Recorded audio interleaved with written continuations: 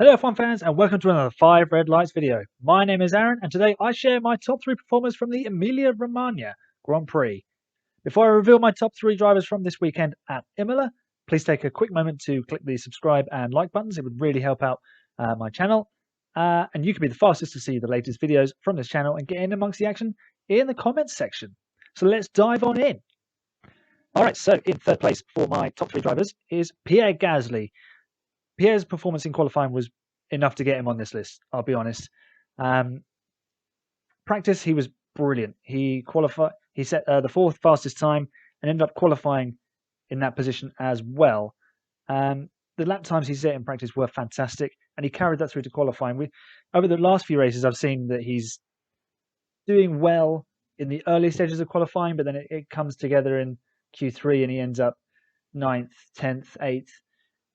But then this weekend, it was brilliant to see the AlphaTauri finally sort of make that jump and convert that pace that it was showing, that potential position, and make it tangible and make it real. Pierre was in the top 5 in Q1. He was even third fastest in Q2, although Max Verstappen did run on the mediums and suffered a power unit issue early doors in that session. But to have come out Q3 in P4, only 4/10 slower than Verstappen in the Red Bull, although I don't think the Red Bull was on its top form on Saturday. It's still an absolutely sensational effort. It didn't go to plan in the race. They had to retire the car after just 10 laps. But his quali lap was just mega. He was confirmed as leading the AlphaTauri team in 2021, likely to be alongside Honda protege Yuki Tsunoda. And he's really driving with the air of a man flowing with confidence in and out of the car. And if he continues to impress and Red Bull continue to ignore him, then other teams, such as the rumoured Renault, will probably and must come calling. Look at how Carlos Sainz Jr. has blossomed since he broke away from the Red Bull scheme. That's something that Pierre should be really aiming for. And hopefully it takes him to the top of the sport and into contention with the likes of Verstappen and Leclerc and George Russell if he gets the break at Mercedes. But Pierre, good weekend, but unfortunately it didn't quite work out for him in the race. But still, he was in my top 3 for this weekend. And in second place is Pierre Gasly's teammate, Daniel Kvyat. Danny has suffered his share of poor luck this season, most notably really for me, where his teammate Pierre Gasly benefited from the early stop in Monza and ended up going on to win the race. I'm not saying that Kvyat would have won the race had things not worked out the way they did, but you know, it was Danny's call saying that Pierre was holding him up and the tyres were wearing out that meant they brought Gasly in, and the rest is history, as they say. But today was a day where things really went Daniel Kvyat's way. He started 8th, making another Q3 appearance, a strong Q3 appearance, alongside his teammate. Both AlphaTauris in the top 10 in qualifying, in the top 8 in qualifying. And he was heading for P8, really, kind of where he started. A solid run, nothing spectacular, but Verstappen's tyre failure elevated him to P7 at the restart, and he was also now armed with the soft tyres. He pitted under the safety car, as did a couple of other drivers. So at the restart, he gets a lovely run, a double toe between Perez and Albon, and it's a really opportunistic overtake to dive down the inside with that extra slipstream and the soft tyres and make the pass into the Tamburello chicane. He'd already passed Perez and he completed the move on Albon. But then the one that really had me gasping and applauding at the end of it was that supremely brave pass on Charles Leclerc. So he comes out of Tosa, accelerating up the hill and closes on the Ferrari out of the hairpin, and he boldly places his car on the right-hand side on the racing line, sweeps around the Ferrari. I think there might have been a bump of rear wheels, or it might have just been where they bottomed out from the angle of the camera.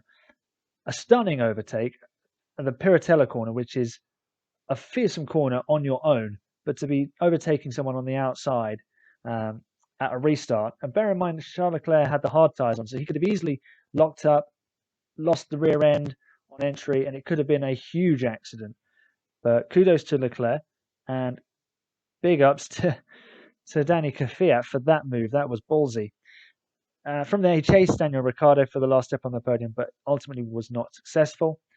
That being said, P4 is still a brilliant return for the Russian driver, and it's a shame given he's probably going to be out of F1 in 2021, but he proves that he's still a very capable racer. So where might he end up in the future? Where might his career take him? And my top performer for the Emilia Romagna, not San Marino Grand Prix, is Kimi Raikkonen. There is life in the old dog yet. He was even voted driver of the day. He tops my list too. So he was announced as continuing in 2021 with Antonio Giovinazzi at Alfa Romeo, and he delivered a result that was really helpful for Alfa. Ninth place on the face of it might not look that spectacular, but his run from the start on the mediums took him really deep into the race.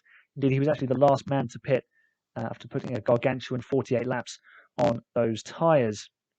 At the time of pitting, he was actually running in 4th place and rejoined in 12th behind George Russell. I think maybe not for Kimi, he won't be quite so bothered, but maybe for the team, they'll be thinking, what if we'd held on a couple more laps because the safety car was called out a couple of laps later. So the question will always be what might have been. Obviously, this is all circumstantial with the benefit of hindsight, and the team were not to know that Verstappen's tyre was going to blow up and put him out of the race. That being said, Kimi's laps were consistent. He was fast. He kept everyone he needed to behind him, and he enabled himself to go deep by looking after those tyres. He's been good on the tyres for many years now. Remember back in the Lotus in 2012, he was so good on the tyres, and in 2013 he looked after the tyres so much better than everyone else at the Australian Grand Prix that he only did a 2-stop and won the race, whereas everyone else had to stop 3 times. So Kimi's got it, and he's still fast. You know, he might be 41, but if you give him some equipment, he can really execute a good strategy, and he'll still collect you good points. And that's exactly what he did today at Imola. So there you have it, my top 3 drivers for the weekend. 3rd place, Pierre Gasly. 2nd place, his teammate Daniel Kvyat. And number 1 was the 2007 world champion Kimi Raikkonen. In the comments, let me know who you think your top performer of the weekend was. Give this video a thumbs up. Subscribe if you haven't already. Check out the 5 Red Lights podcast, which will be out this week. And check out our other videos, our other top 3 performers, and check out our 5 drivers who should have won the World Championship with Ferrari but didn't video. That's all for today. I will see you next time in another video, maybe the next top 3 performers from Turkey, perhaps another video out before then if I can manage it. But stay racy, F1 fans, and I'll see you in the next video. Bye for now.